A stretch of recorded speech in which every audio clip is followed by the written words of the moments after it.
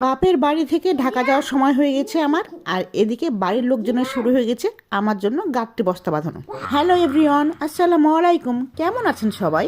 অনেকদিন পর আপনাদের মাঝে লং ভিডিও নিয়ে চলে আসছি। গত ভিডিওতে আপনারা সবাই দেখেছেন আমি কি ছোট মাছ নিয়েছি ঢাকা নিয়ে যাওয়ার জন্য, আর আজকের ভিডিওতে কি বড় মাছ নিয়ে যাবো সেই ভিডিও শেয়ার আজকে নেওয়া হচ্ছে বড় বড় রুই মাছ, পাঙ্গাস মাছ, তেলাপিয়া মাছ, পাবদা, খয়ের এবং এসব মাছ গোটা অবস্থায় শুধুমাত্র নাড়ি ভুড়ি বের করে ফ্রিজিং করে নিয়ে যাব, সেগুলো ওজন করে নেওয়া হচ্ছে। শীতের সময় আমার ছোট মাছটা খেতে বেশ ভালো লাগে, এই জন্য ছোট মাছ মোছে নেওয়া আমার শেষই হচ্ছে। ছোট মাছ তো খেতে খুবই ভালো লাগে, কিন্তু বিপত্তি বাধে কাটাকাটি করার সময়। টুইন বাচ্চা নিয়ে মাছ কেটে বেছে ধুয়ে প্রসেসিং করে রাখার প্যারা থেকে বাঁচার জন্যই কিন্তু বাবা বাড়ি থেকে এত মাছ নিয়ে যাবো। মাছ ঢাকায় গিয়ে শুরুতেই খেয়ে নেবো, সেগুলো আমি কেটে বেছে ধুয়ে পলিতে করে রেডি করে রেখে দেবো, যাতে ফ্রিজ থেকে বের করে খাওয়া যেতে পারে। বেশিরভাগ মাছ আমার কেটে নেওয়া হয়ে গেছে, সেগুলো পিস করে ফ্রিজে রেখে দিতে হবে। দুজনের সংসারে এত মাছ নেওয়া হয়ে গেছে যাতে মাছের গুণাগুণ নষ্ট না হয়, সেজন্য আমি হলুদ মাখিয়ে নিই। আজকে ফ্রেশ মাছ খাবো বলে কিছুটা মাছ আমি ভাজতে দিয়ে দিয়েছি। সবগুলো মাছ ঢাকা যাওয়ার জন্য রেডি হয়ে গেছে। ঢাকা থেকে যখন বাবা বাড়ি ফিরি